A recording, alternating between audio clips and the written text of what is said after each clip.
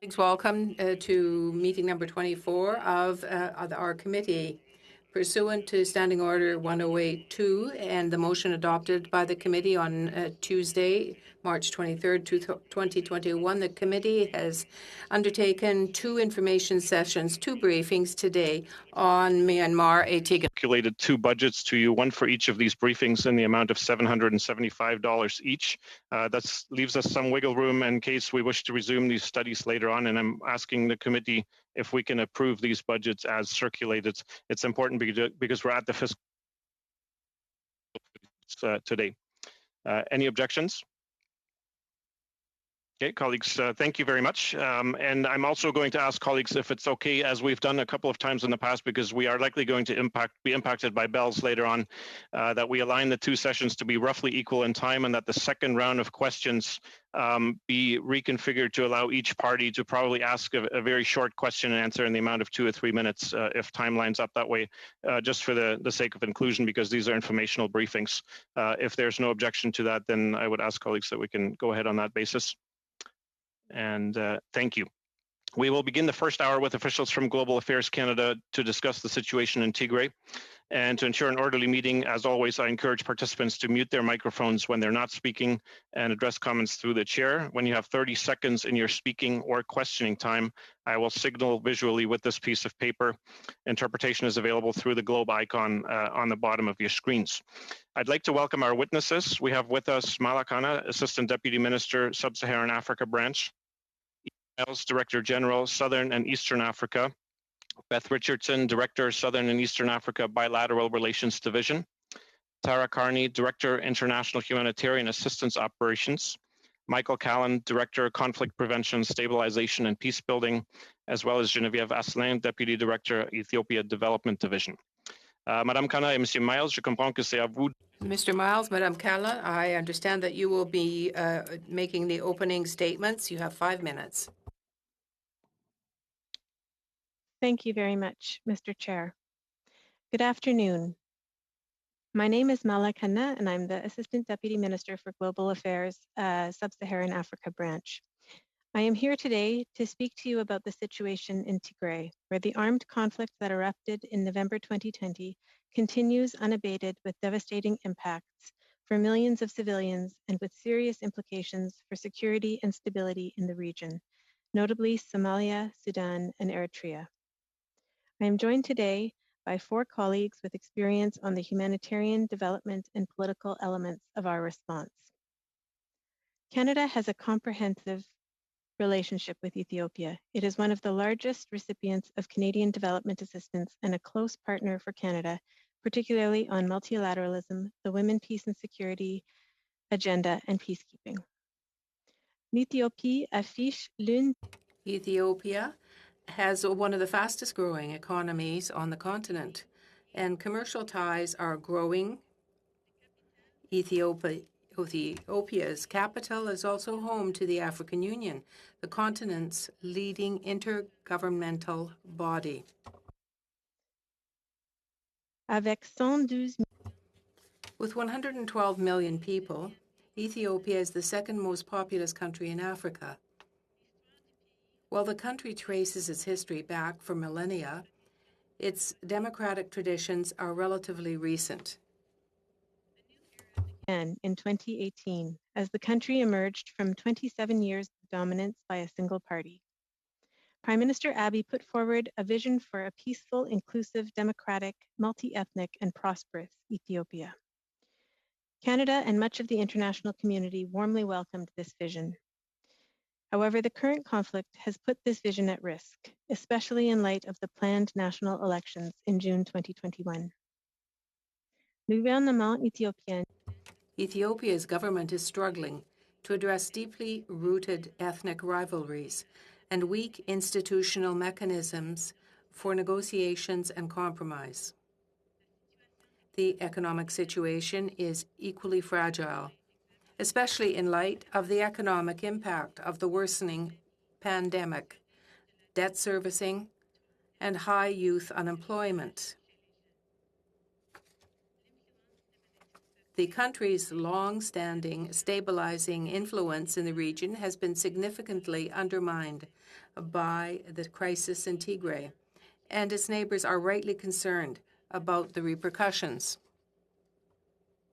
The crisis was ignited in November 2020 when the Tigray regional government, controlled by the Tigray People's Liberation Front, seized a federal military base in the northern province following 2 years of increasing tensions between the TPLF and federal authorities.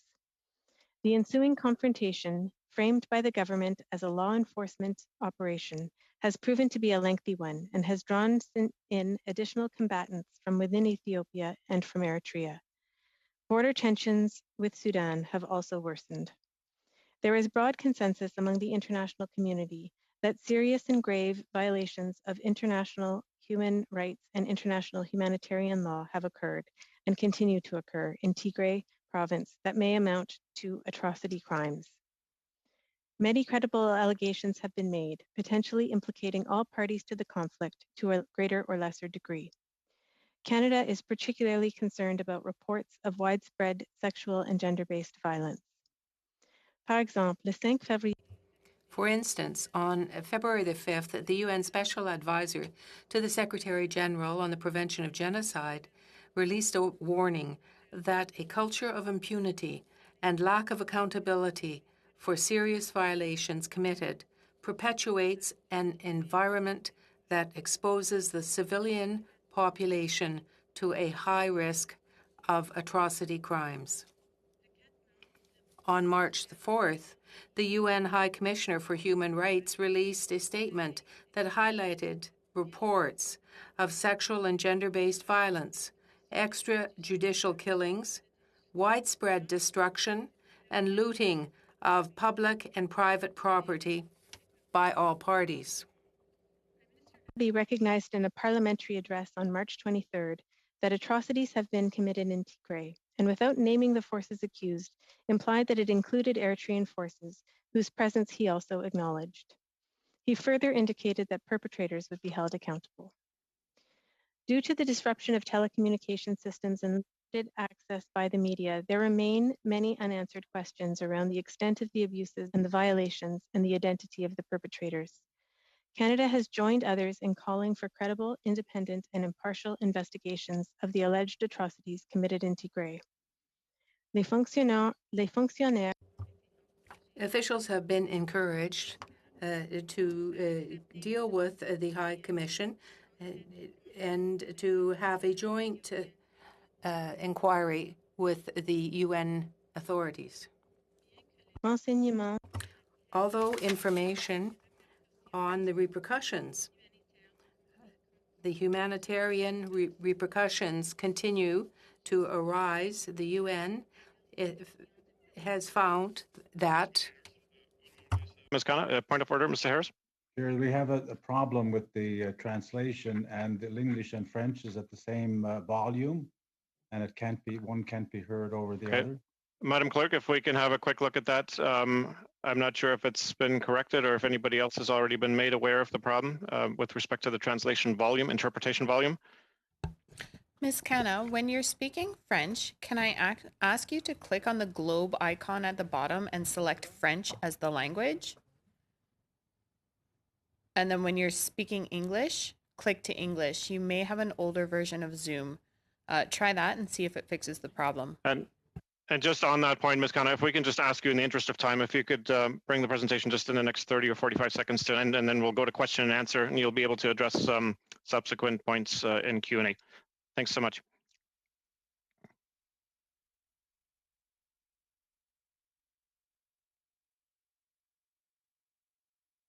D'accord. Vous pouvez m'entendre? Can you hear me now? All right.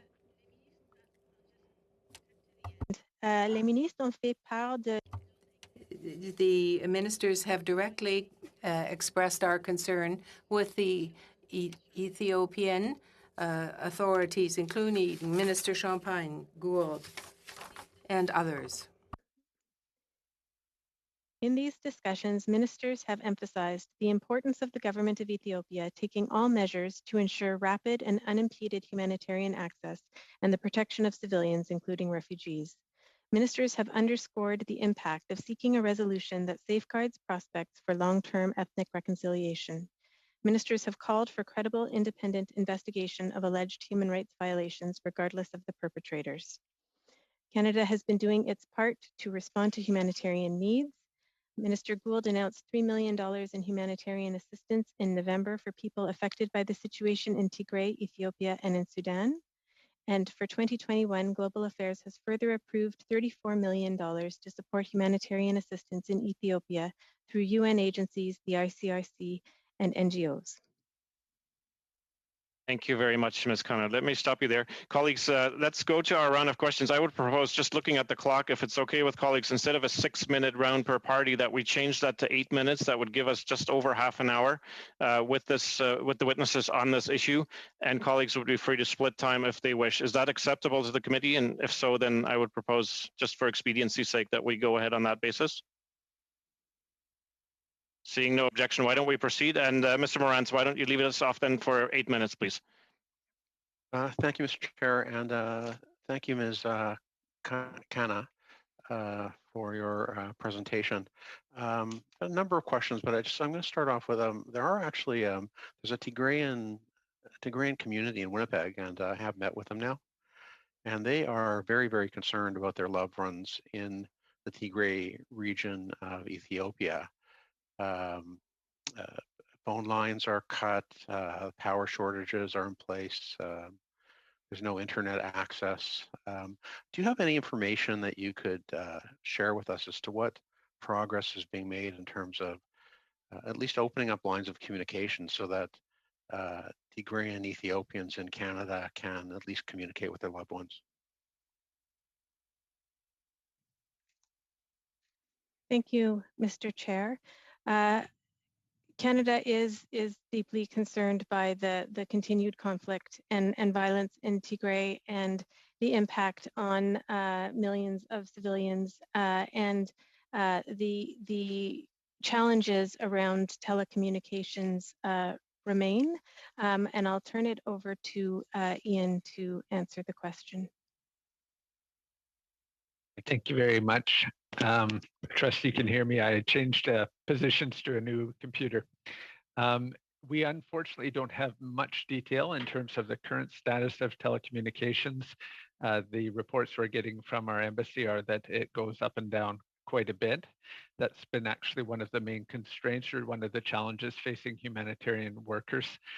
We do understand that there have been gradual improvements over time, but we've also understood that there's a significant amount of infrastructure that has been damaged as a result of the conflict. Yeah, thank you. Just to move on, I understand there was a vote at the UN Security Council on March 5th calling for an end to the violence and enhanced humanitarian assistance. And that resolution did not pass because of the opposition of China and Russia. And I'm wondering if you have any insight from a diplomatic perspective as to why China and Russia refused to support that resolution. Ian, please go ahead. Hello, thank you for the question. I really don't have much information on the basis. I do understand that issues of sovereignty, national sovereignty, were raised as part of that discussion, but don't have any more detail than that right now. Thank you. Okay. I wonder if you could describe Eritrea. What are they doing in this conflict? Like, what's it's a different country. I realize their historical ties, and I'm sure it's a long and complicated history. But what is the Eritrean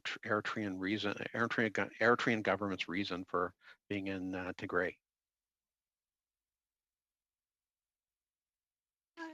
Mr. Chair, it's a very good question, and as we have been receiving more information as this crisis has unfolded, we are learning more about Eritrea and its involvement, and we saw just a couple of days ago that the Prime Minister Abiy himself recognizing that Eritrea is there. There are allegations, credible allegations, that Eritrea is involved in the violence. Given the fact that it is in northern Ethiopia, which borders Eritrea, that may explain their presence, but I would turn it to Ian to answer for more. Thank you very much for the question, Mr. Chair.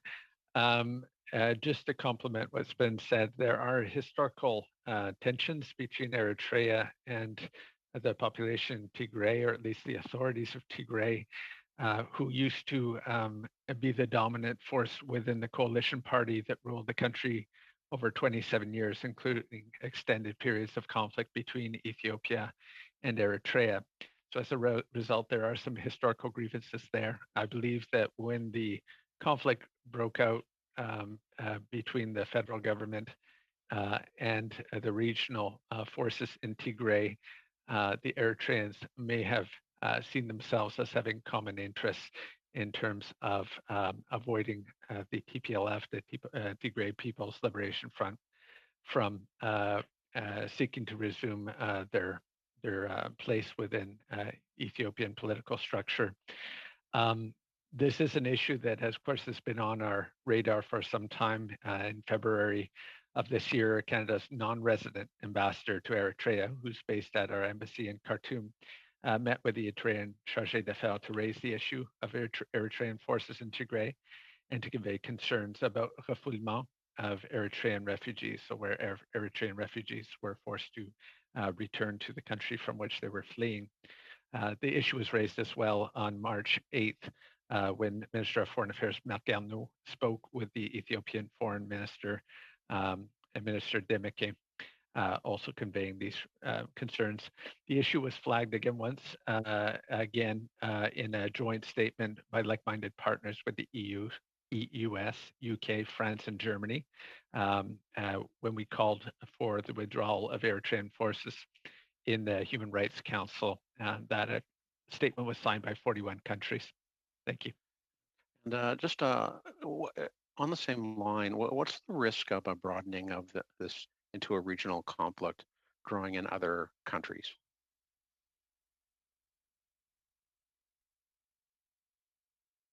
Thank you, Mr. Chair. That is something that Canada and I think the international community as a whole is concerned about, is the regional impacts in terms of not only Ethiopia but also Somalia and Sudan, and there are border tensions between Ethiopia and Sudan. And so it's really one of the reasons that Canada and the international community is so concerned about the situation. Now, Prime Minister Abiy has indicated that there are very serious atrocities going on from all reports, crimes against humanity. It sounds like a very, very, very serious situation. Now, you mentioned in your presentation, Prime Minister Abiy indicated that the perpetrators of atrocities will be held accountable. I think he said that in his parliament.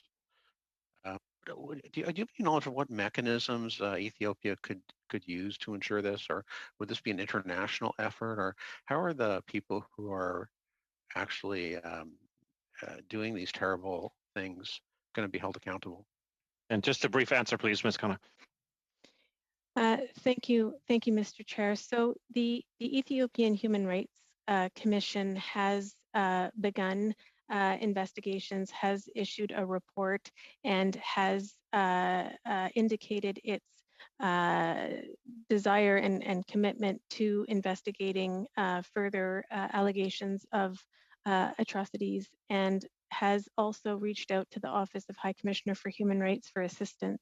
And so I think that is one of the means in which the independent and impartial investigation can occur. Thank you very much. Thank you, Mr. Morantz. We'll now go to our next 8-minute round of interventions, led off by Dr. Fry. Please, the floor is yours. Thank you, Chair. I will be splitting my time for 4 minutes with Peter Fonseca, if that's okay. now, just actually, that last question that was asked by Mr. Morant, the kind of segues very nicely into the one that I'm going to ask. The United Nations High Commissioner on Human Rights has asked for access to view and have an independent assessment about the crimes against humanity that has been leveled them, did he get that? Human rights organizations have access to Tigray. What are the results, and how can Canada contribute to this kind of assessment as sending in independent analysis? The Ethiopian Prime Minister has publicly welcomed international assistance, Mr. Chair, and collaboration to investigate these allegations. And as I said, the Ethiopian Human Rights Commission has also signaled its willingness to collaborate with relevant UN agencies for the purpose of these investigations. And Canada is exploring how it may also be able to assist with the investigation. And for more on that, I would turn to Michael Kellen. Great, thank you, Mr. Chair. And yes, that's very much the case. And access has been a serious struggle in the past. There's new opportunities in front of us with the invitation for the Ethiopian Human Rights Commission to conduct its investigation. They've established a partnership with the the High Commissioner for Human Rights, and just earlier today, they announced that the plans for their investigation are coming to ground, and so that they're about to embark on an investigation together over a 3-month period of time, and that will be the test of the central government authorities to see whether they get the full and unimpeded access that they need, and to reiterate the point, we're in very close conversations with OHCHR to see about what type of role Canada could play to support that investigation. Thank you. And I just wondered, the issue of access to healthcare. I understand that Doctors Without Borders have been saying that there has been looting of the healthcare centers, most of them, the majority of them. So people don't want to go to the healthcare centers. They can't go to the healthcare centers. The healthcare centers are not able to keep their adequate equipment, et cetera, et cetera. I mean, this is important, especially in the light of COVID-19. How can we make that access happen? What can we do about that in the name of humanitarian and public health access? And what is going to happen? Is this going to spread to the other regions surrounding Sudan, Eritrea, et cetera? Is COVID a spreadable thing in that region because of this lack of access? And how are people coping? How are women who are requiring postnatal care and pregnancy care, how are they getting that kind of care? Are they getting it at all? I mean, what's happening? I just wanted to know what the situation was with regard to healthcare access. Thank you, Mr. Chair. Maybe for the questions around the humanitarian assistance, I can turn to Tara. Indeed, happy to speak to the humanitarian implications, particularly around the issue of healthcare. So, unfortunately, often in these conflict situations, we have increasingly been seeing targeting and criminality around infrastructures that the people rely on, healthcare being a key one amongst them. Obviously, the goal will be longer-term restoration of those health systems, and development efforts will be needed to that end. But in the immediate term, with the ramping up of the humanitarian response that we're starting to see now, what that means is that we will have humanitarian partners that are supporting an emergency health service response, which will fill in some of the gaps that are emerging. Whether it's enough or remains to be seen.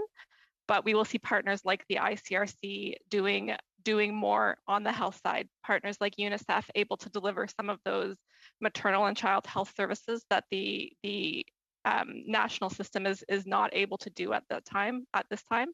And our humanitarian partners also have the mechanisms to actually bring these services to people, sometimes in ways that make them more comfortable to use them when there are protection issues around going to centers. My question is the last one, and then I'm going to turn it over to Peter.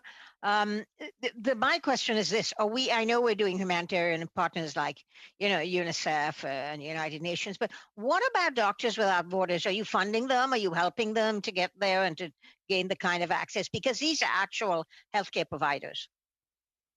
Indeed, they are right now. So we aren't funding MSF currently. We are a close partner with MSF and do have a program with them that provides them the ability to ask us when they do need more emergency resources. However, based on our longstanding relationship, we actually do interact and engage with them extensively on the ground. We are supporting partners though, like the ICRC, as part of our humanitarian assistance this year, as well as UNICEF, both of whom have that health services component as well as part of their mandates. Okay, thank you. Thank you, and thank Dr. Fry for sharing the time. My question is, I understand Canada announced just today an extra $34 million in humanitarian aid for Tigray. With everything that's going on with the conflict, with COVID, can you explain how that money will be deployed, where it will be used? What are the initiatives? Are they at a macro level? Are they or more micro? Like, are they on the ground? If you can, and take us through kind of where those dollars will be there to help. Tara, do you want to go ahead? Absolutely, sure. I would. So our humanitarian assistance, the 34 million that was announced today, is our assistance across Ethiopia, recognizing that there are needs outside of Tigray, as well as the significant needs inside of Tigray. So within that package, approximately 25 million of it is going to United Nations and the ICRC, the Red Cross Red Crescent movement. And what that funding does is it's at more of a national level, which gives those partners the flexibility to actually prioritize the magnitude of their response based on the needs that they're seeing across the country. So each of our UN partners, which are supporting coordination, food security, refugee support, as well as WASH, health and education services, those partners will be able to actually be on the ground, are already in the region, able to respond to needs. Equally, the other important piece in there is we are supporting a pooled fund, which is called the Ethiopian Humanitarian Fund, managed by OCHA, again, managed by the UN. But what it does is it actually allows the actors on the ground to provide support to NGOs and those who are most responsive to the crisis. So money will flow through there to those who are most in need as the crisis evolves. Thank you very much, Mr. Fonseca. Dr. Fry, Monsieur Bergeron, la parole est à vous maintenant pour votre intervention de 8 minutes. Mr. Bergeron, you have the floor for 8 minutes. Thank you very much. Looking at it from the outside, you have the impression that Ethiopia is playing the role of a good cop, bad cop. Pardon me using this Anglicism. Particularly at a time when Ethiopia, which is a partner, if you like, in this conflict, seems to say that it is the object of foreign troops on its territories. But on the other hand, it is preventing access by NGOs to get to the territory, or any type of UN agency to come and see on the ground. And they tolerate the Eritrean troops' presence in the territory. So what exactly is this about? Are the Ethiopian authorities trustworthy in this or not? That's part of the problem.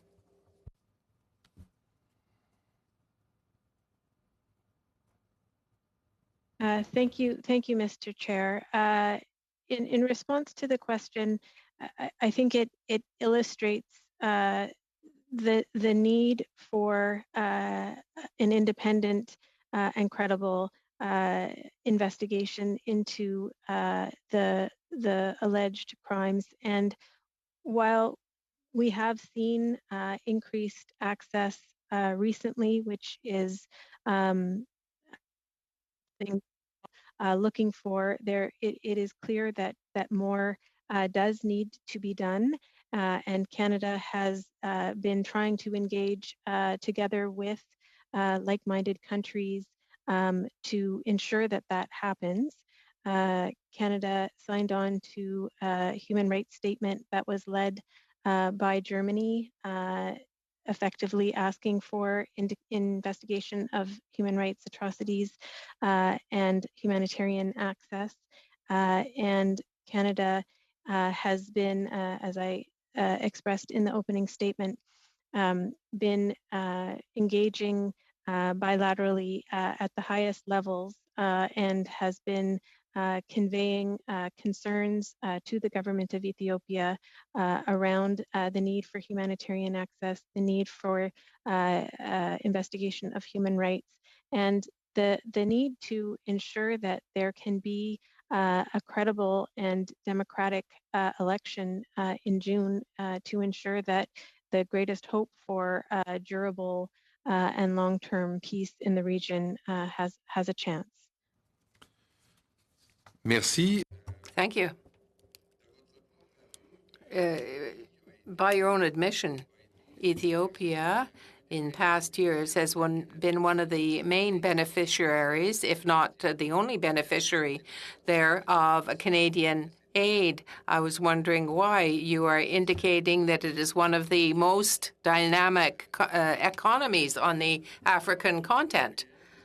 But no matter what, Canada is continuing to give money to the Ethiopian government, while its role in this conflict is somewhat troubling.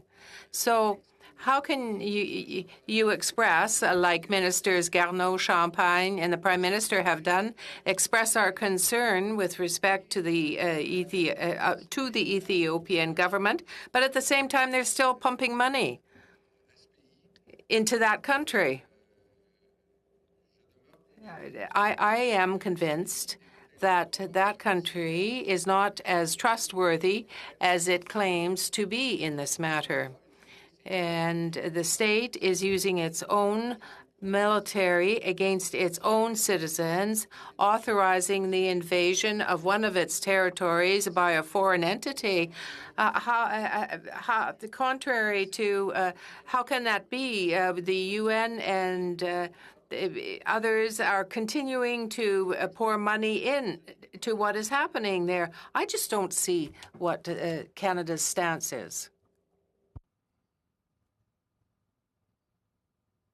Thank you, Mr. Chair. Maybe just on the question of international assistance, while it's true that Ethiopia, compared to other African countries prior to the pandemic, had been doing relatively well economically, the needs in that country, particularly for the most poor and vulnerable and women and children, are actually very significant.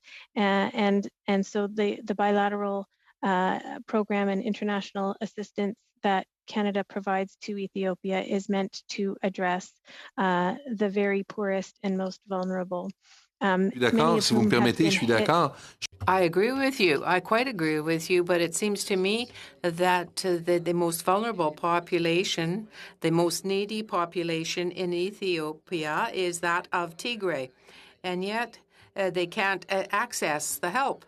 So I hear what you're saying to me, but my impression is this. There's a dichotomy in the messaging. Because you have this most vulnerable group, this most needy group, but unfortunately, that's the population of Tigray. But they can't access the aid. There is no way that it can get to them. Thank you, Mr. Chair. So the Canada does not provide its direct budget support to the government of Ethiopia.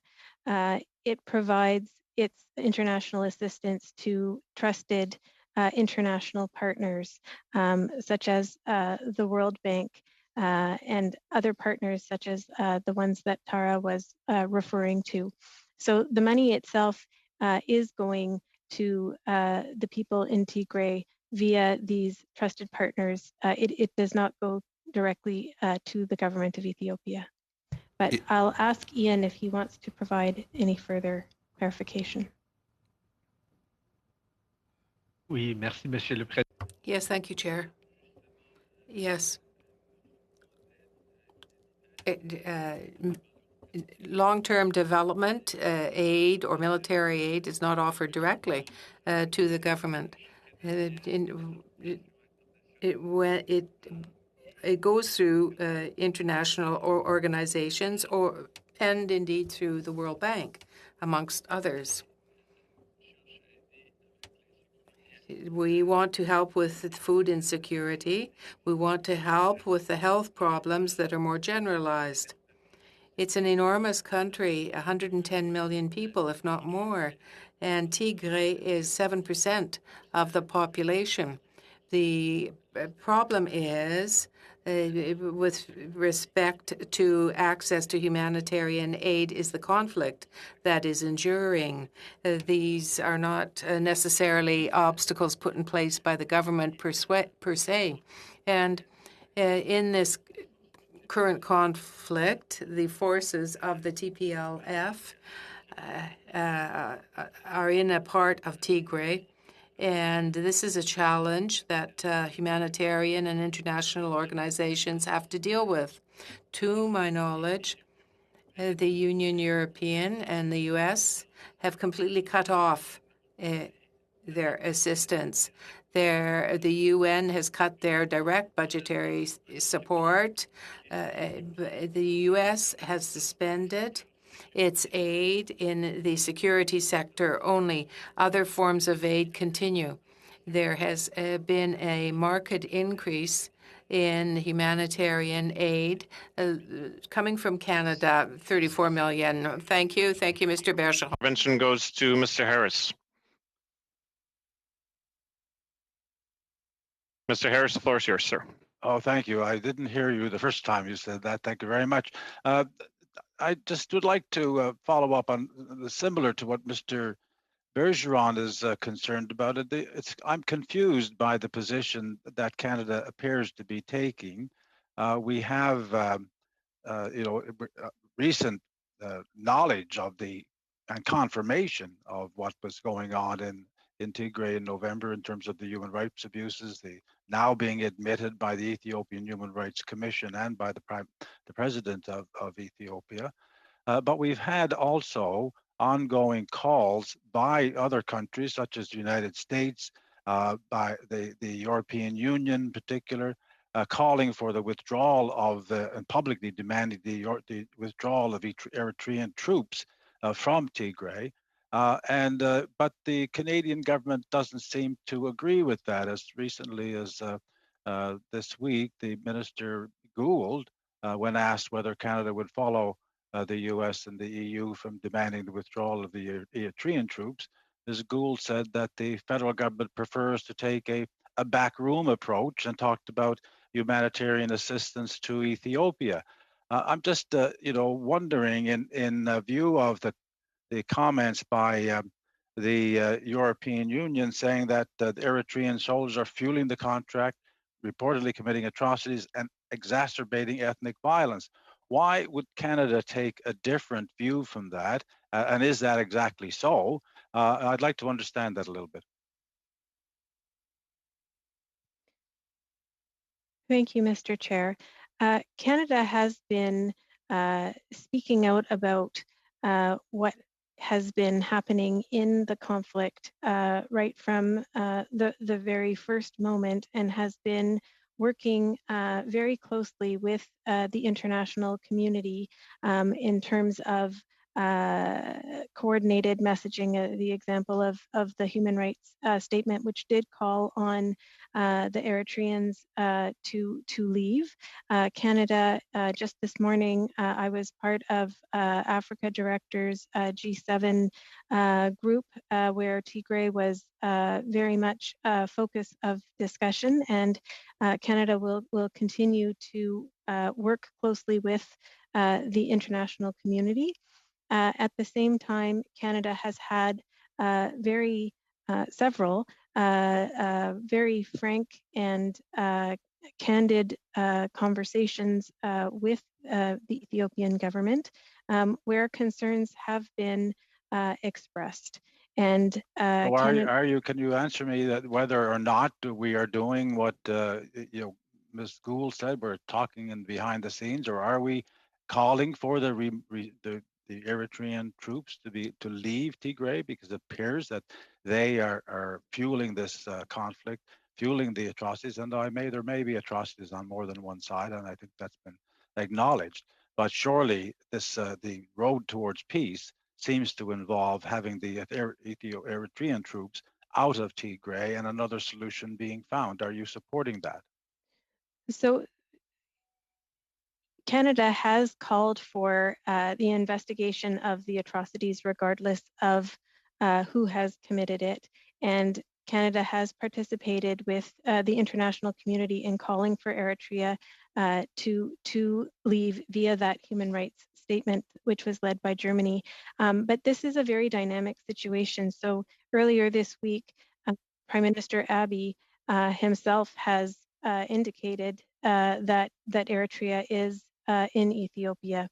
And so I think at this point, we are in a situation where that is very much understood and accepted.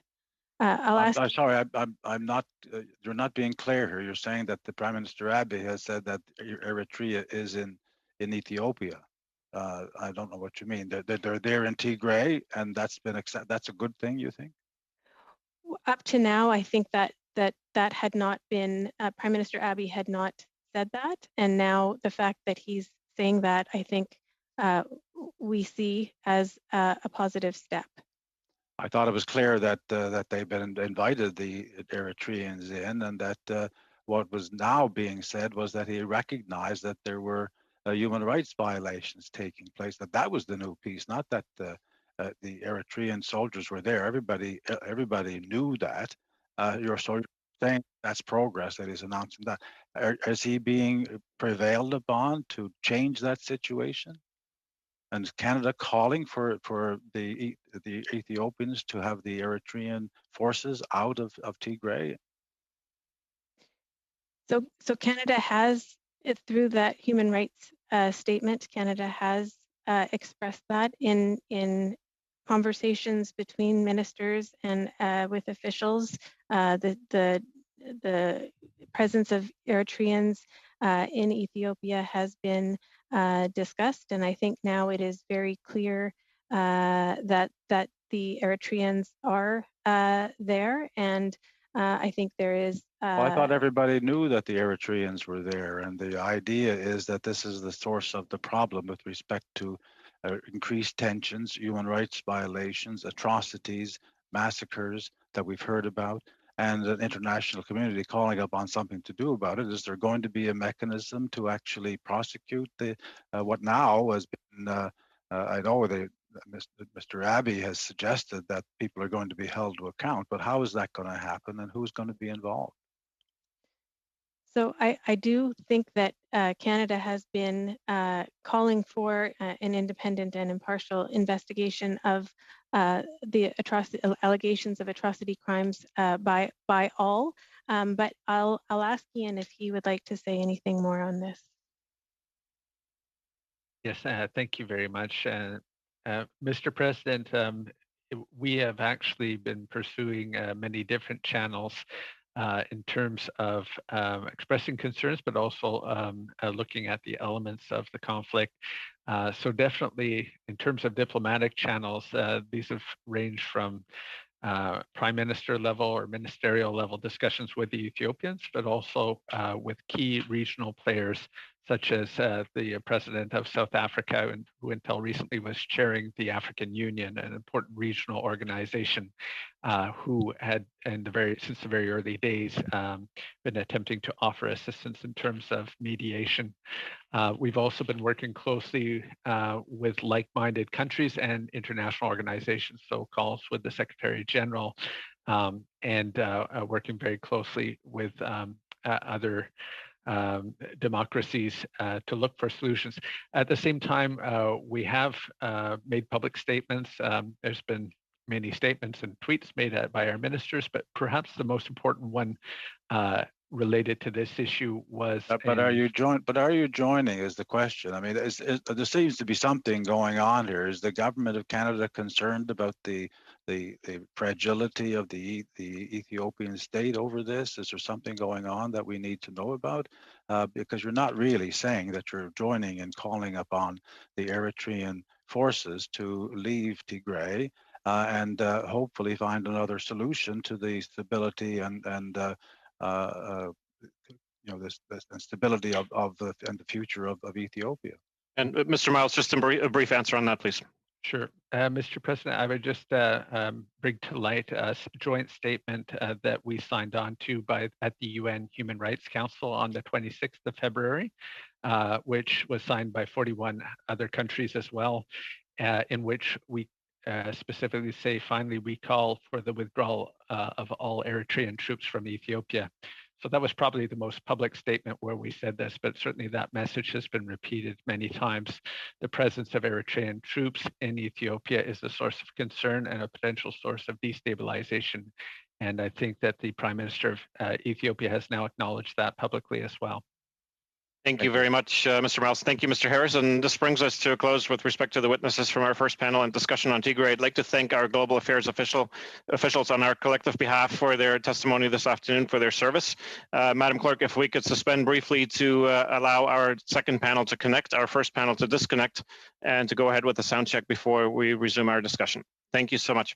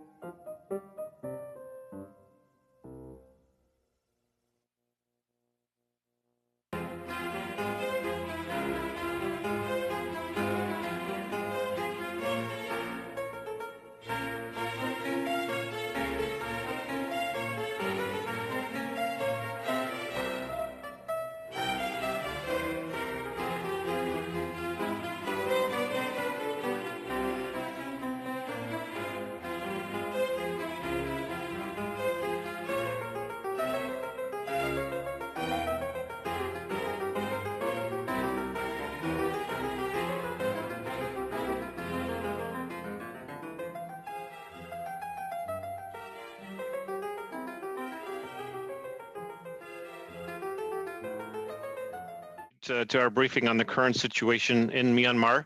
And once again, to ensure an orderly meeting, I would encourage all participants to mute their microphones when they're not speaking. When you have 30 seconds left in your questioning or speaking time, I will signal with this piece of paper.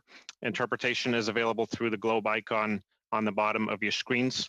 Et maintenant, j'aimerais souhaiter la bienvenue. And now I'd like to welcome our second panel to this afternoon. Paul Topple, Assistant Deputy Minister, Asia Pacific, Peter Lundy, Director General, Asia Desk, Corey Anderson, Director Sanctions Policy, Mark Gaughan, Director, Myanmar and Philippines Development, and James Christoph, Executive Director, Southeast Asia.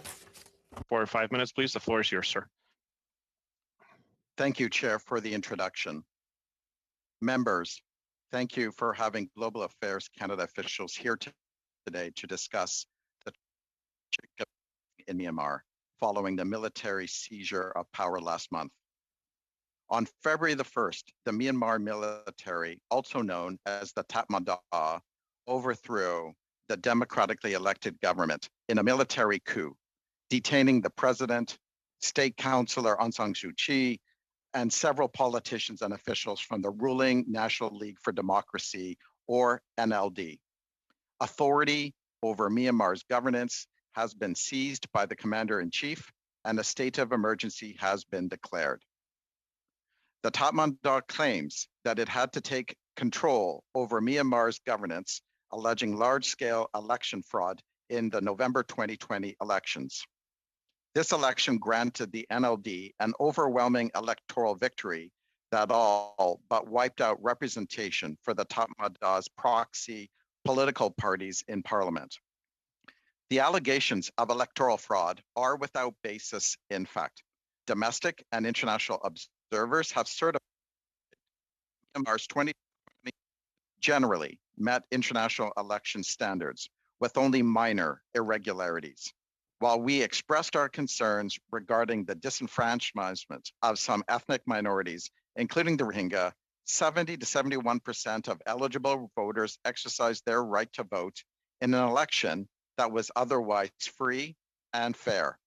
The actions of the Tatmadaw therefore represent a clear attempt to reverse the democratically expressed will of the people of Myanmar in a bid to protect their political and financial interests and to reverse Myanmar's democratic transition. Over the last few weeks, we have witnessed the systematic and coordinated action against peaceful protesters, including the increasing use of lethal force.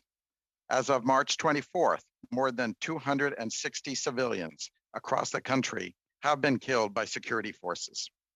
The violence is part of a multi-dimensional campaign by the Tatmadaw regime to squash dissent and consolidate its power. Over 2,680 civil society leaders, journalists, protesters, civil servants, human rights defenders, and politicians have been arbitrarily detained, with human rights organizations reporting that some detainees have been subjected to torture. At least 5 have died in detention. The Tatmadaw has declared a state of emergency as cover to disrupt telecommunications, block internet access, shut down opposition media, freeze and investigate funds of NGOs that criticize the regime. Journalists attempting to report on events in Myanmar have been subjected to intimidation and in some instances arbitrary detention. The Tatmadaw has also introduced new laws to criminalize opposition to their rule. In areas where popular resistance to the coup has been particularly strong, the Tatmadaw has declared martial law, transferring security and administrative powers in these areas to the military and enabling them to try civilians in military courts and to even impose the death penalty. Despite these crackdowns, resistance to the Tatmadaw continues. Civil servants launched and have continued a widespread and resilient civil disobedience movement that has crippled government operations. The military is also targeting members of the now defunct parliament. Members elected primarily under the banner of the NLD party have formed the committee representing the Psaidangsu Sluta, the name for Myanmar's parliament, and referred to as the CRPH, which has appealed to the people of Myanmar to continue active resistance, including the use of violence and self-defense. Ethnic armed organizations party to Myanmar's long-running civil wars and who were until recently party to a national peace process have been divided in response to the coup. Some have declared their support for the anti-coup protests, while others have aligned with the Tatmadaw, raising the possibility of wider civil conflict as the crisis deepens. Since the outset of this crisis, Canada has been engaged in robust and nearly daily coordination with our international partners to ensure a strong, clear, and unified condemnation of the military's actions. Canada released ministerial statements on February the 1st and February 28th, condemning the coup and violent crackdowns by the military and calling for the immediate release of those detained and the restoration of democratic rule. These sentiments were reiterated in 2 subsequent G7 statements, as well as at the UN General Assembly, UN Human Rights Council, and the World Trade Organization. In direct response to the actions of the Tatmadaw leadership on February the 18th, in concert with the UK and following similar measures by the US, Canada has imposed sanctions on 9 high-ranking Myanmar military officials, and we are continuing to consider options for further targeted sanctions against military and military-appointed officials, as well as military-owned entities, enterprises, and corporations. It is also I wonder if I could stop you there in the interest of time and turn it over to colleagues for questions. I'm sure there are lots, and feel free to elaborate on the points that you weren't able to make in your opening remarks in questions from colleagues. We start with the first intervention, which goes to Mr. Genuis for 6 minutes, please. Thank you very much, Mr. Chair. Many of us were disappointed by the role that the NLD played and Aung San Suu Kyi during the Rohingya genocide. Are we seeing signs of ethnic reconciliation among the anti-military elements? Is there collaboration among ethnic minority communities with the majority in the push to counter the coup? And what does this suggest about possibilities for the country's future?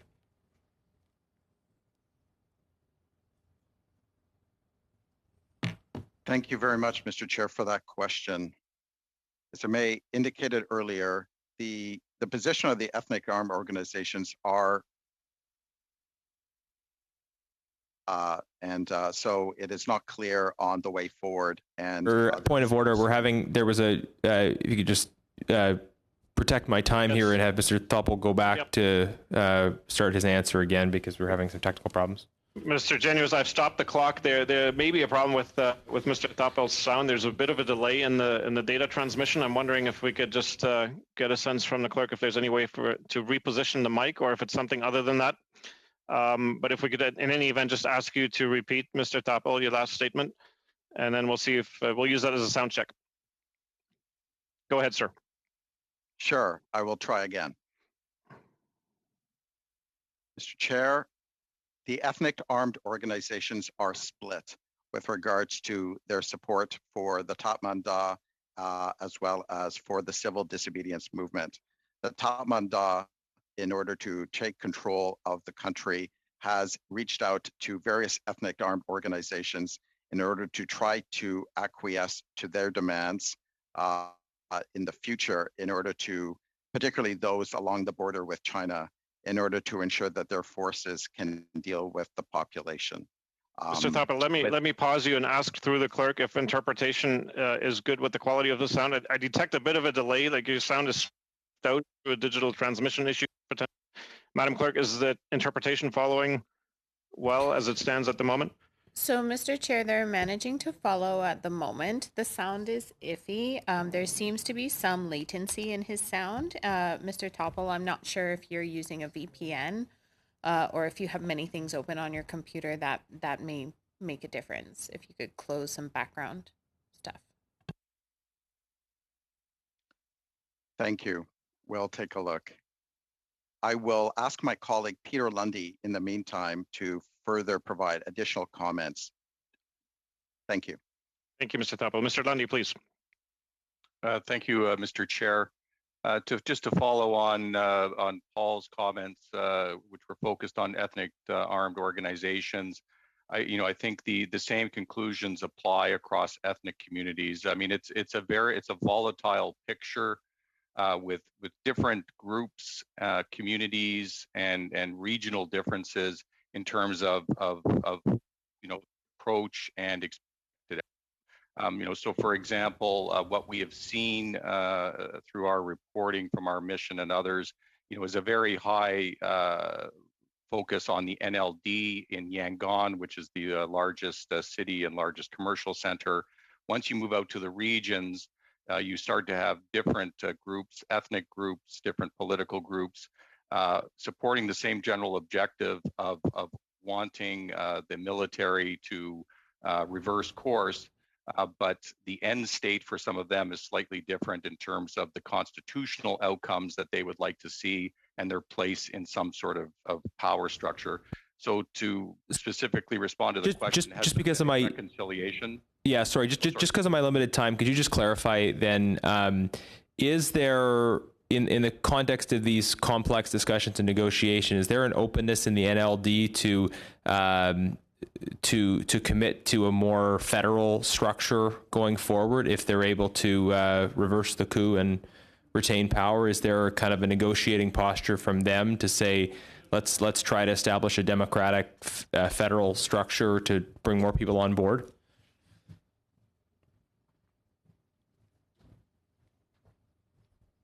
I'll carry on just so to answer specifically. I mean, we've seen from them some movement in terms, for example, their position in dealing with Rohingya issues as part of an effort, I think, to acknowledge that has been a weakness for them in the past. In terms of their commentary on a federal state. For the most part, the main line of communication has been to respect the outcome of the November 2020 election, where, as Paul mentioned earlier, they had an overwhelming majority.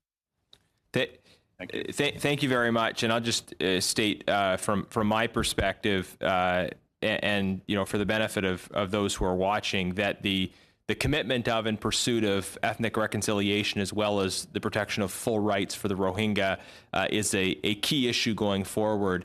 And I would hope that our advocacy for democracy includes as well an advocacy for that kind of full rights recognition and pluralism. I want to ask now about the sanctions mechanisms that we use. I recall a meeting we had at this committee on the situation in Belarus, and it was explained at the time that Special Economic Measures Act had been used as opposed to the Magnitsky Act because the Special Economic Measures Act is for entities, whereas the Magnitsky Act is for individuals. It seems to me that in this case, though, the government has opted for Special Economic Measures Act provisions to be used targeting individuals. Why in this particular case, when we're talking about holding individuals within the military accountable for their crimes, have we used CIMA as opposed to Magnitsky? Chair, if I may, I'm going to ask Corey to respond. Certainly, happy to. We have focused our sanctions in this latest round of announcements on February 18th by using CIMA because we did have existing sanctions in place via CIMA. And CIMA does allow us to sanction not only entities, but individuals and entities once it is clear that there are connections to the state through a grave breach of international security, which is the reason why we had our CIMA sanctions on Myanmar in the first place. The coup allowed us to add these 9 individuals on February 18th as a result of our existing regulations.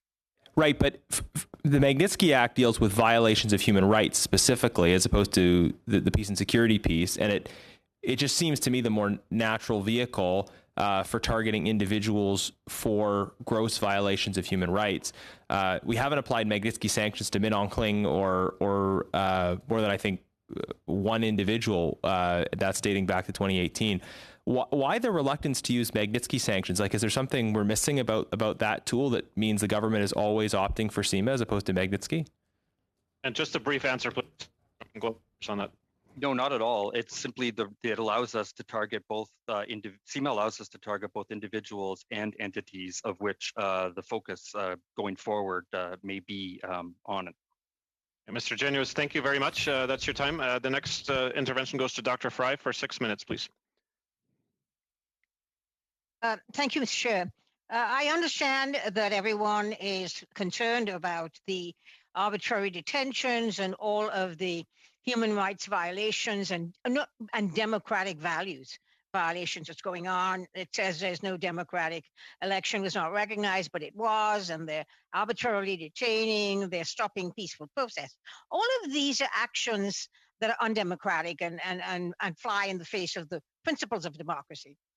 But what I want to talk about is what, in fact, even under a different administration, we saw a clear sense of genocide occurring with regard to Rohingya. How are the Rohingya being affected now with the new so-called administration and its military behavior and its democratic violations? But how is it still continuing to be a genocide against Rohingya? Is this still happening? Because whatever we do, it seems to me that if we change government or change administrations, this is going to be a continuing problem. How do we address that?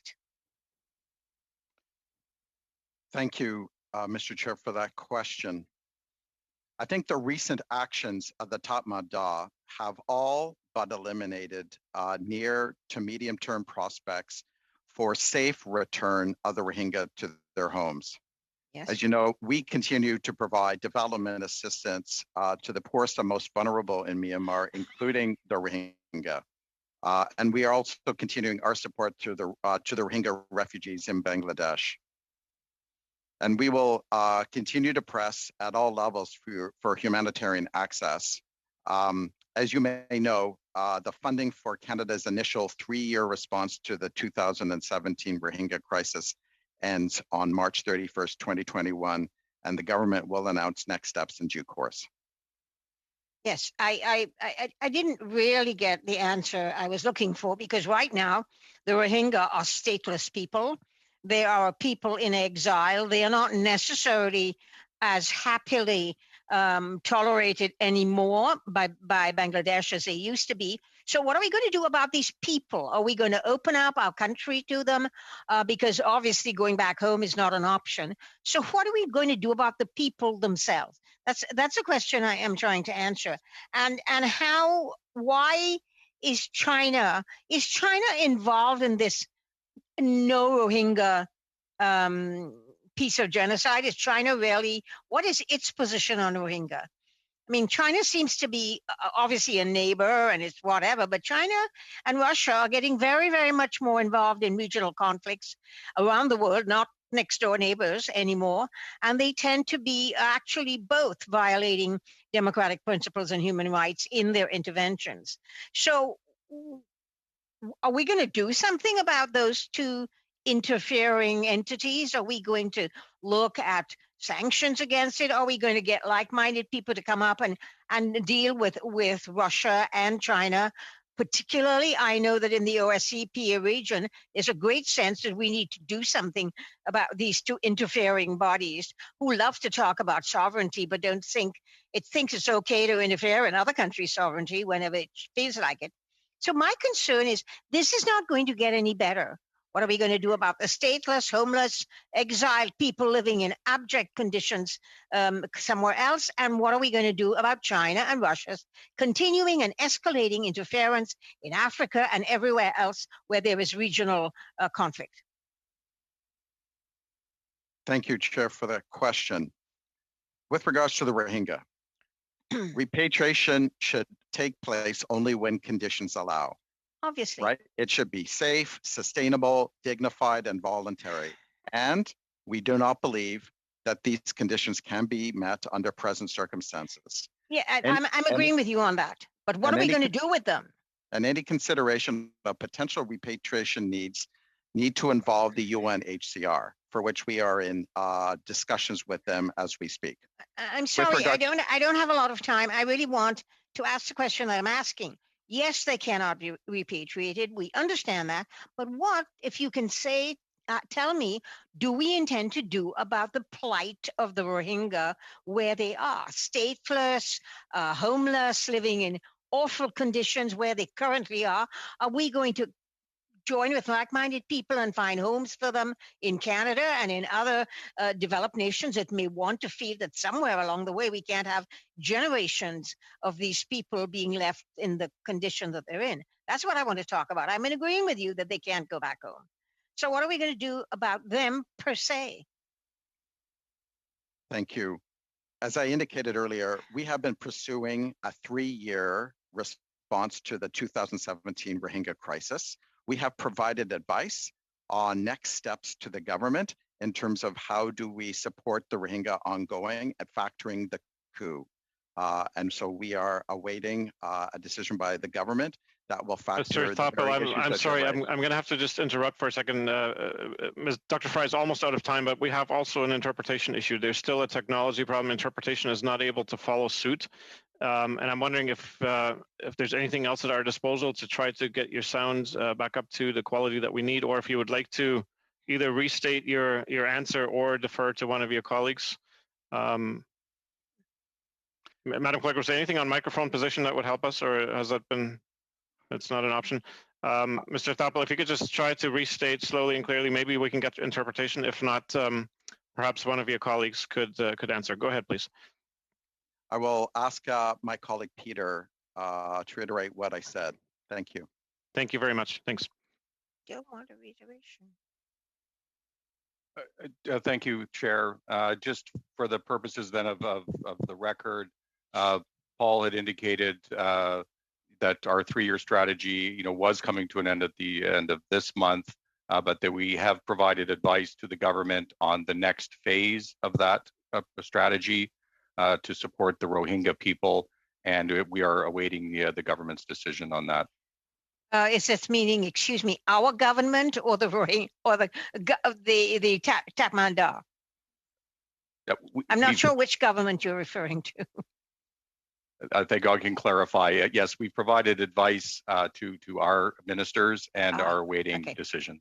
Good. Okay. Thank you. Thank you, Dr. Fry. Thank you very much. Thank you to the witnesses. Maintenant, je passe la parole à Monsieur Bergeron. Now, Mr. Bergeron, you have the floor for 6 minutes. First of all, thank you to our witnesses. Am I right in saying, with respect to the issue of the Rohingya, that the central element that leads us to be in this position, in this situation today, is the army? When you have a civilian set up working under the junta, the Rohingya would, I would say, be in danger for their very survival. Am I right in thinking that?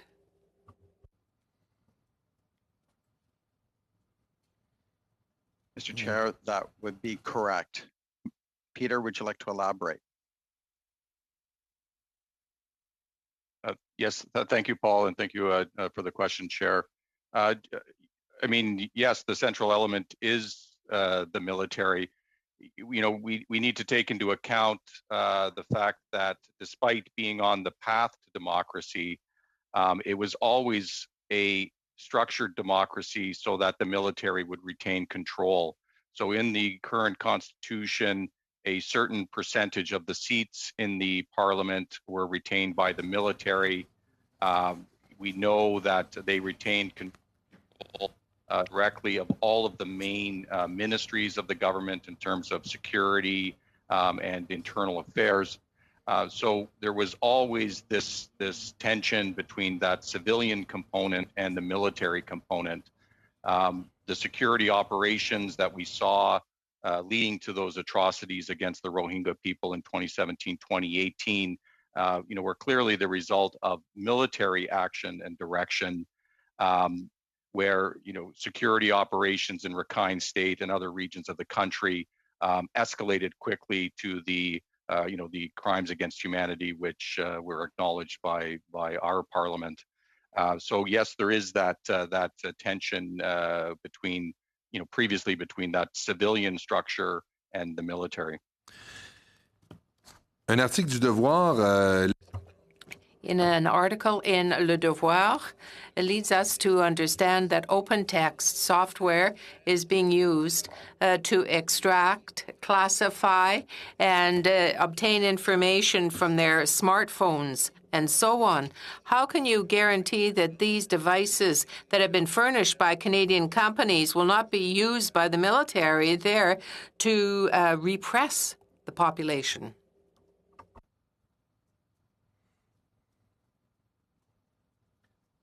Jamie, would you like to respond to that on behalf of the chair?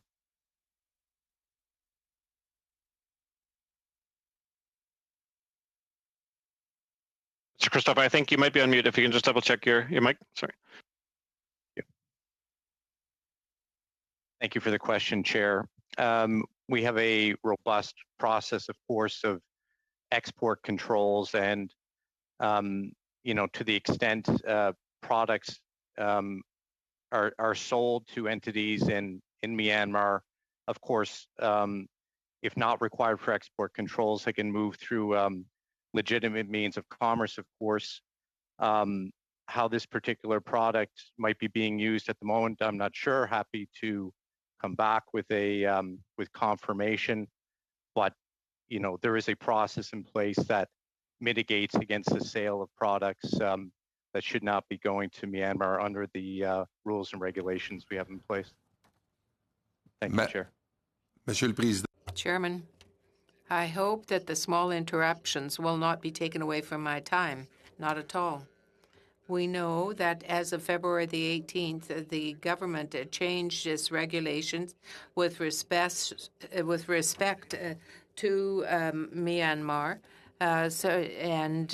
It affected certain designated persons for their financial transactions. As of March the 12th last, Le Devoir stipulated, it said, that a Canadian business had concluded a $2 million contract with General Mian Tuho in that country, and it mentioned that there was an awareness of this transaction where those special economic measures that target Myanmar, do they apply or do they not apply to these designated persons? Or is it a fact that Canadian businesses are drawing up their own contracts and doing business with these people in the junta?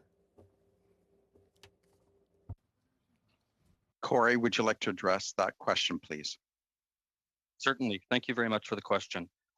Yes, we are aware of the allegations against the PR company in Montreal, Dickinson Madsen. They are well known to the Government of Canada for other activities in the past. We are also aware that they may, or at least of the allegations that they may have entered into a contract with the regime-appointed defense minister. Global Affairs Canada is not an investigative or enforcement agency, and that is the responsibility of the RCMP. We remain in very close contact with the RCMP on a number of different issues and are under the impression that they are aware of this as well. And I unfortunately would like you to direct those types of questions to the RCMP. Je vous remercie. Thank you for your answer. It's a very candid one, but I am concerned nonetheless in that once regulations were put in place, for example, with respect to the importing of materials that could be used that were made perhaps by forced slave labor by the Uyghurs in China, the special rules aren't being applied. So the result is that businesses continue to draw up agreements with members of the military junta. It's one thing or the other. Either you set regulations in place and you follow up to see that they're applied, or you say quite clearly that they're not worth anything, they don't work. Go ahead, Corey. Thank you for the question. All I can say in relation to that is contravening Canadian sanctions is a criminal offense, and that we work closely with enforcement agencies when information comes to light or allegations, and it then is the responsibility of those enforcement agencies to investigate those allegations. Merci beaucoup. Thank you very much. And lastly in this round, Mr. Harris for 6 minutes, please. Thank you, Chair, and thank you for the presentation. I think we all know that the military in Myanmar can be particularly brutal. Back in 1988, in the situation where their demonstrations for democracy, more than 1,000 demonstrators were killed by military action. And despite that history, we see quite a large amount of demonstrations in reaction to what's happened with the coup that took place on the 1st of February. In the aftermath of the coup, there were these large demonstrations were going on. The the successful parliamentarians who were not allowed to be sworn in got together and appointed what would be called a cabinet. I think they call it something else, Committee for Representing the Union of Parliament, and they have formed what might be considered some sort of alternative government, although in hiding. And the demonstrations, I was told by someone very knowledgeable, was aimed at urging the public servants not to go to work and some sort of withdrawal of service in the hopes of being able to prevent the military from actually governing. And there was some hope that might be successful. Can you tell us anything about that side of things? Is that something that is continuing? Is that something that has any prospect of growth? Or is this a matter of the government, the military being successful in suppressing the demonstrations to date? Thank you, Mr. Chair, for the question. It's the department's assessment that the window for achieving an early solution that restores the democratic government and facilitates dialogue between the military and the former civilian government has continued to narrow since the outset of the coup. All international partners and interlocutors that we have spoken to share this assessment. It's likely that civil unrest will only increase. The Tatmadaw is continuing to use force, including lethal force against peaceful protesters in a systemic pattern across the country. I've already noted how many civilians have been killed by the security forces and the numbers that have already been detained. The situation on the ground remains highly volatile, and it's really difficult to predict what the Tatmadaw's next actions will be. The Tatmadaw has not conceded any ground and is expanding efforts to consolidate power and has not demonstrated a willingness to engage in peaceful dialogue. We are concerned that the military seizure of power will lead to a further deterioration of the living conditions of the people. One of the strengths of the Tatmadaw internally has been historically, and even over the, despite including the control of the constitution, has been their economic activity. They have private sources of income. They control a number of huge companies within Myanmar, and also have international support and investors throughout the world, including under the Canadian Canada Pension Plan Investment Board, we are told. Is that a concern of the Government of Canada, and is there any effort being made to ensure that we do not contribute to the financial success and assets of the Myanmar military through support by Canada's pension funds, and not only the Canada Pension Plan Investment Board, but also other huge investment boards in Canada as part of that? Is that part of the sanctions that Canada is intending to exercise against the Myanmar government or military? Thank you, Mr. Chair. We are Canada forward-leaning relative to other like-minded with regards to the sanctions against military linked entities and conglomerates. The United States and the EU have recently come up with sanctions against the main military-linked conglomerates that we have imposed some years ago. We are in the midst of part of our comprehensive measures beyond sanctions to develop a business advisory to Canadian business in order to deal with the very questions that have been raised. Does that mean that there's some efforts at hand to try to deal with the Canadian funds being invested in this these kinds of businesses that are assisting the military, the strength of the military in Myanmar on an ongoing basis? Is Canada going to do anything about Canadian investment funds that are investing in that? We got the Canadian Pension Plan Investment Board, the Caisse de dépôt de placement to Quebec, British Columbia Investment Managed Corporation have been identified as multinational companies partnering with the Myanmar military or Tatmadaw. And that's, the UN Human Rights Council has identified that in the 2019 report. So it seems to me that Canada ought to be doing something about that if we do not wish to support the kind of activity that's going on in Myanmar in the past and in the present. Do you have anything to say about that? Thank you, Mr. Chair. We are engaged in dialogue with Canadian businesses that have links to Myanmar. And this is why we are proceeding with a proposed business advisory in order to provide guidance. Through our dialogue, we are advising Canadian companies about the awareness of the implications of the coup and the potential legal and reputational risk faced doing business with any affiliates of the Tatmadaw. Why would they not be covered by the existing sanctions? Just a brief answer, please, Mr. Thapil. I will ask Corey to address that question. Certainly, thank you very much. There is a dealings ban in place under our CIMA sanctions for those individuals and entities that are listed under the sanctions. And so any financial transactions or interaction of that nature with respect to the individuals and entities that we currently have on our list would be prohibited. Thank you very much, Mr. Herrick. Colleagues, that takes us to the end of our first round with the panel on Myanmar.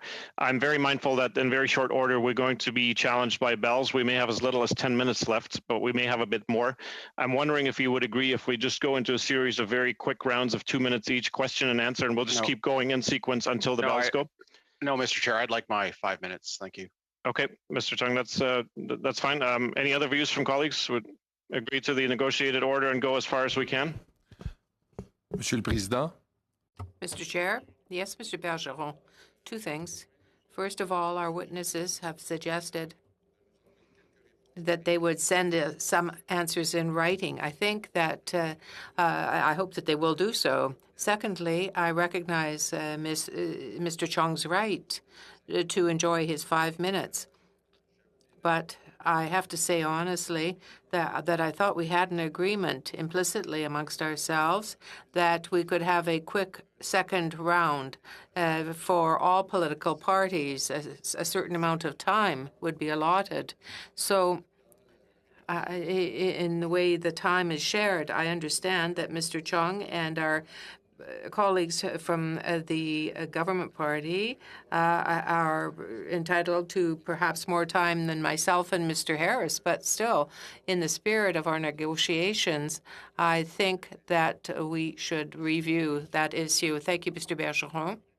Look, we're all equal members on this committee. I have not yet had a time in the last 2 hours to ask any questions. Mr. Bergeron and Mr. Harris both have had opportunities to ask questions. So that's why I'd like to ask these questions. I think it's an issue that I've got some questions on. So let me just make sure that your point, Mr. Bergeron, is taken on board with respect to documents, that they're forthcoming.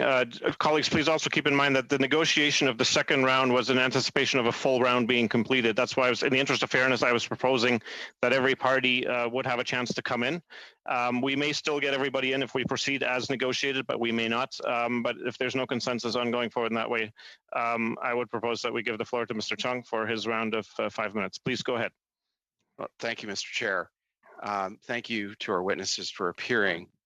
We know that the military junta fired the Myanmar's ambassador to the United Nations, and this week we know that, or recently we know that the Myanmar's ambassador to the United Kingdom was recently recalled. What is the status of Myanmar's ambassador to Canada?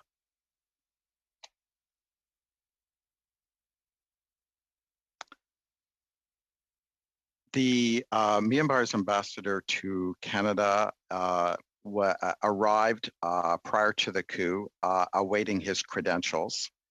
So not formally recognized as of yet, but we have engaged with both the ambassador designate and his staff on a day-to-day basis. The embassy of Myanmar remains operational. We are regular contact. And they are in a challenging situation, but to date are responding to instructions from their foreign ministry in Myanmar. Okay, so he's not been pulled back at this point? Not at this point. Okay. In May of 2018, the government of Canada announced its intention to fund some $300 million in humanitarian assistance over 3 years. for the situation in Myanmar. That 3-year period comes to an end in May. How much of that money was actually spent? Thank you, Mr. Chair. If my colleague Mark Gown is available, I would ask him to respond to that.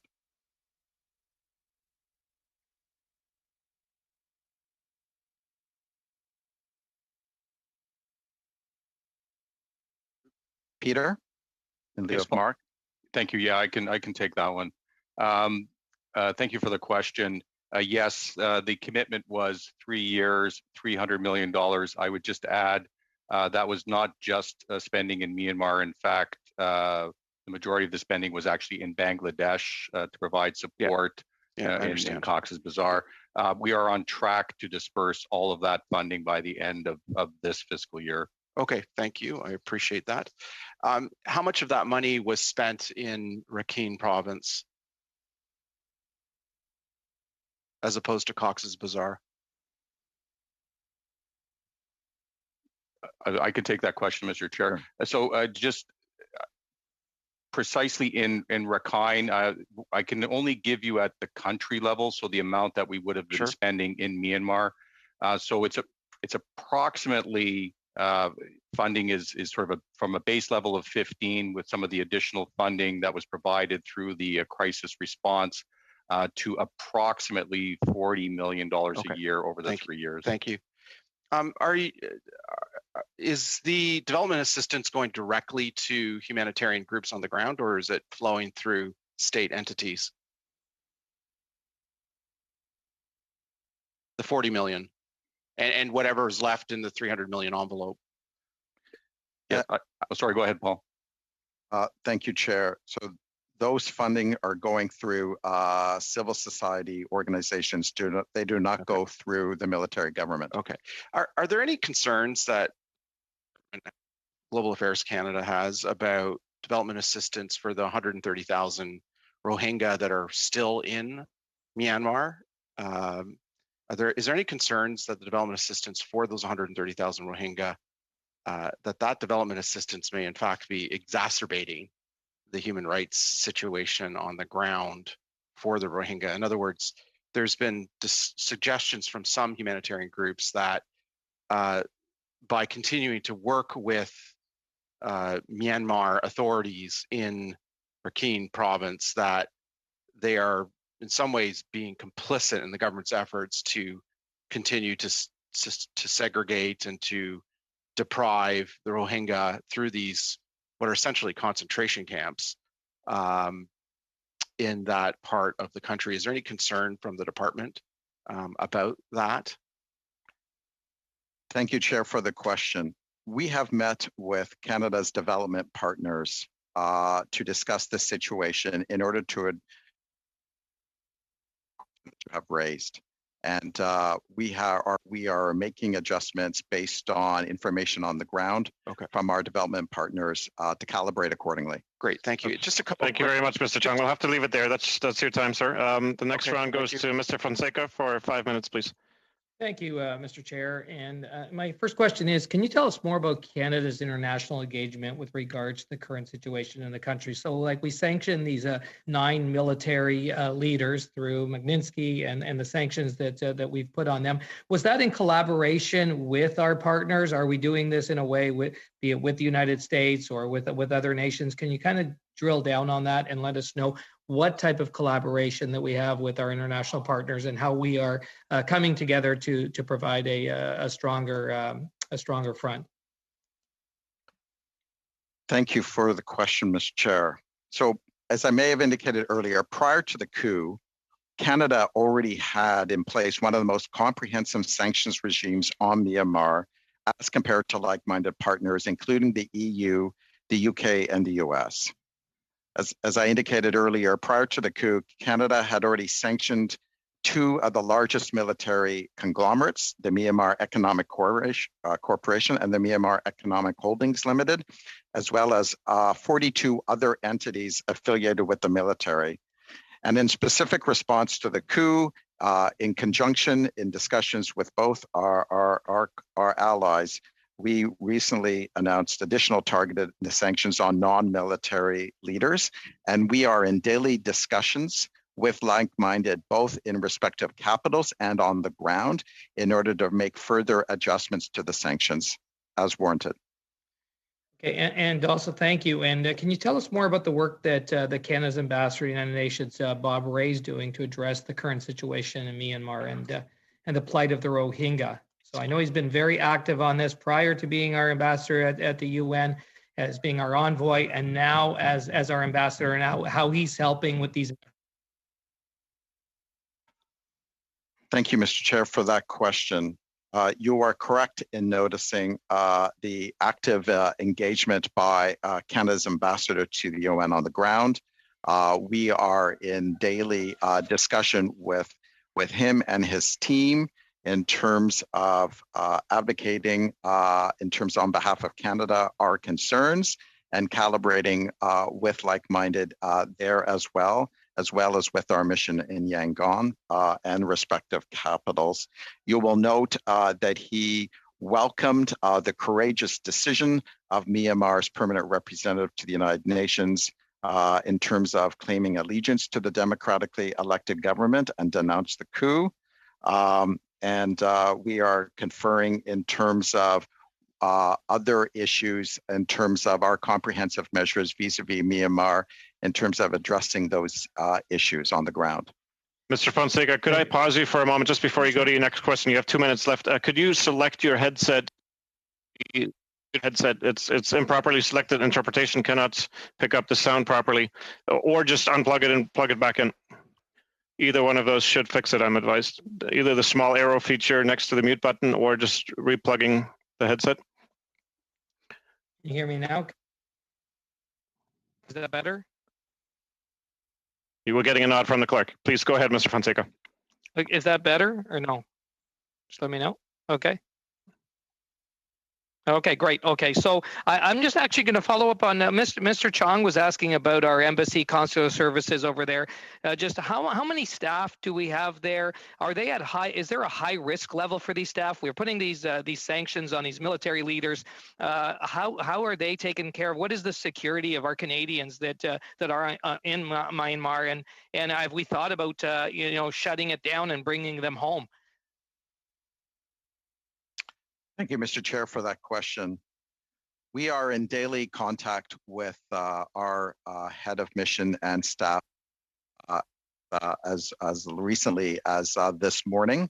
I have expressed that our highest concern is Canada's duty of care obligations to both our ambassador and the team and their respective dependents. We are monitoring the situation. We have a plan based on a number of triggers in terms of the level of gravity occurring on the ground there. Mr. Thoppel, I'm going to have to pause you for a moment, hopefully no more. We have bells from the House of Commons. We need unanimous consent from the committee. I would propose to continue for 12 minutes until 5:30. Are there any objections to continuing until 5:30? Seeing none, I give you the floor back. Please continue, Mr. Thoppel.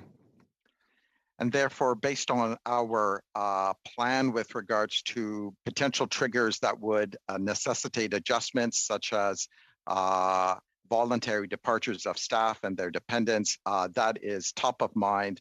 And we're in discussions with like-minded in terms of when would those triggers arrive. At this juncture, not there, but it's a daily assessment that is underway as we speak.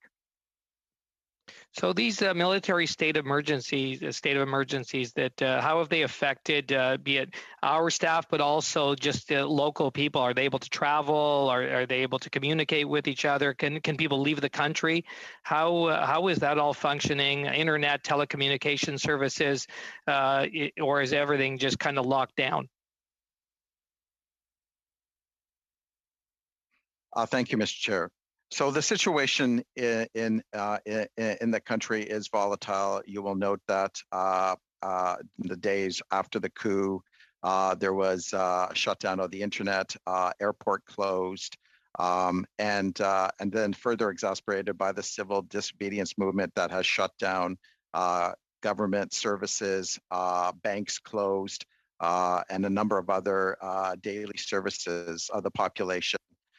There is intermittent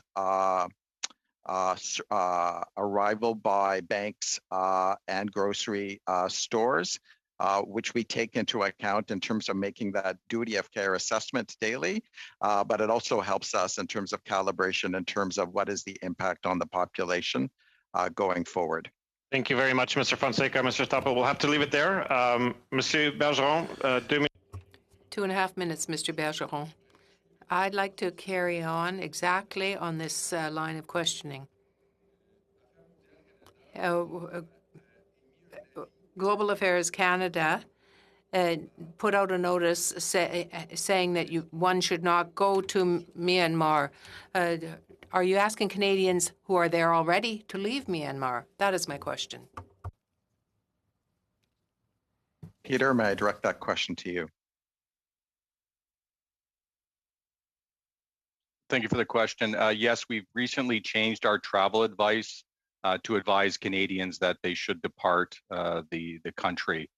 Part of that is based on there are currently flights available, but again, changing circumstances could start to limit those.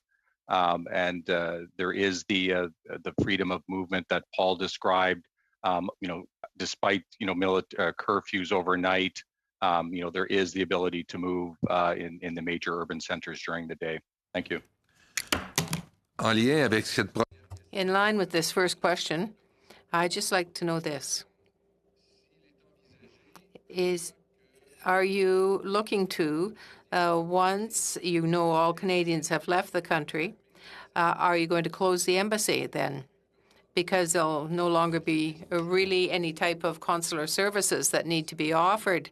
And are you going to indicate that very clearly to the authorities, the illegitimate authorities in Myanmar, that Canada disapproves of the coup?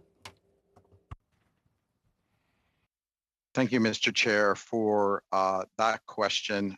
We have, as part of our comprehensive measures, a calibrated engagement policy in terms of engagement with Myanmar.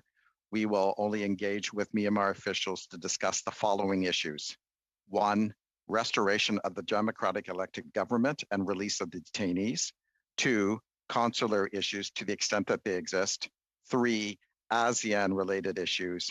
4, human rights, including the Rohingya. And of course, 5, any issues to deal with our duty of care obligations for staff and mission-related matters. Well, that was a very interesting answer, but it didn't answer my question, the one I asked you.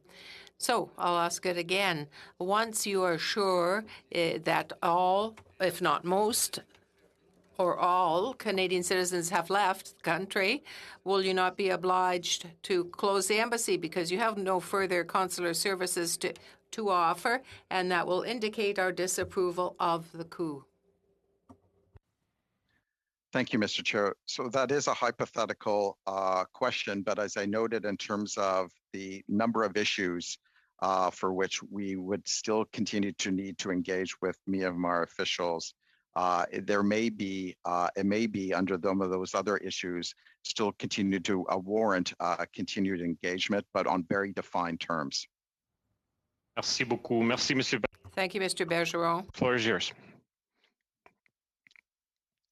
Thank you, Chair. I just want to follow up briefly on the issue of Canadian investments in holdings owned by the Tatmadaw, and I'll just read a quote to you from an article in the Globe and Mail last year talking about I think that's last year, or maybe older, but it says, amongst the Myanmar military-related stock owned by the Canadian Pension Plan Investment Board, for example, quote, high reputable multinational companies providing their clients with exceptional products and services, unquote. And this is from the Global Head of Public Affairs and Communications for the Canadian Pension Plan Investment Board. Now, I suspect that the Canadian public, who may rely in part for their pension and pension plans, a Canada pension plan, would not be very happy to know that part of that their retirement fund is benefiting from investments in the military in Myanmar. And surely there's something that can be done about that that would not only solve that problem, but also prevent Canada and Canadians from, in fact, supporting the economic enterprises of the military in Myanmar, who are capable of doing what we've seen in the last couple of months, but also throughout their history in Myanmar. Is that not something that could be part of a strategy to sanction Myanmar military for their activities and hopefully lead to a change in that country? Thank you, Mr. Chair.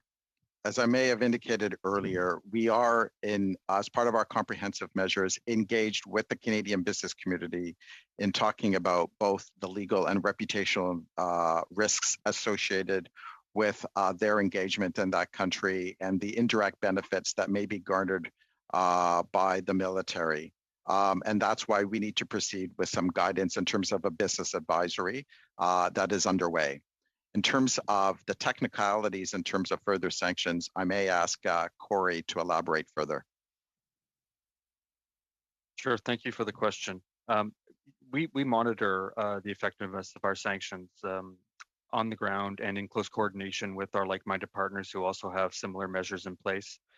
As I had mentioned earlier, contravening Canadian sanctions is a criminal offense. We have a consolidated list with respect to Myanmar under CIMA of individuals and entities who are prohibited to deal with. That does not necessarily mean that there's a blanket dealings ban, but it is something that we are considering. And as we move forward, we will maintain all options, including additional sanctions if deemed necessary. What about are you aware of a Montreal company that known as Dickens and Madson Canada Inc., who's entered into a lobbying agreement with the military with $2 million lobbying contract just recently registered in the United States that's carrying on lobbying work on behalf of the Myanmar military to try to fight against sanctions and lobby against that. Is that something that would be covered by sanctions? And just a brief answer on that, please. Thank you for the question. Yeah, as I mentioned in one of my previous answers, we are aware of the allegations against this firm. We are well aware also of this firm in the context of some of its previous engagements, and are in constant contact with the enforcement agencies within Canada, including the RCMP, with respect to potential sanctions violations. The RCMP, at the end of the day, is responsible for investigating and enforcing these measures. Thank you very much, Mr. Harris. Mr. Genuis, there's a couple of minutes left before 5:30. That'll allow you to come in with a brief question and answer. Thank you, Mr. Chair. And I really don't feel that I have clarity about why the government hasn't used Magnitsky sanctions. As you'll know, Mr. Anderson, I mean, the use of Magnitsky sanctions has been very limited, and these are sanctions designed specifically to respond to human rights abuses and to target individuals. So the use of Magnitsky sanctions would send, I think, a clear message about Canada's commitment to the defense of human rights, and that message hasn't been sent.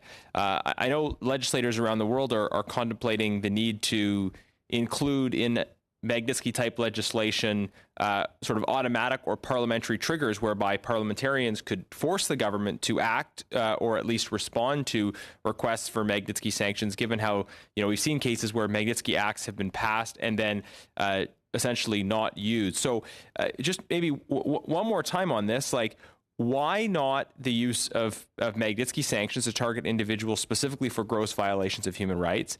And if we're not seeing any action from the government on this, what would your response be to the idea of a mechanism by which parliamentarians, a parliamentary committee, could nominate individuals for Magnitsky sanctions and at least oblige some kind of government response to the directions or recommendations of parliamentarians with respect to those sanctions? And just a brief answer, please. We've got about 30 seconds left. Yes, thank you again for the question. as I stated earlier, we have very robust sanctions in place against Myanmar under CIMA. We also have a single individual of the Myanmar military, Mao Mung-So, who is listed under the JVCFOA or Canada's Magnitsky sanctions.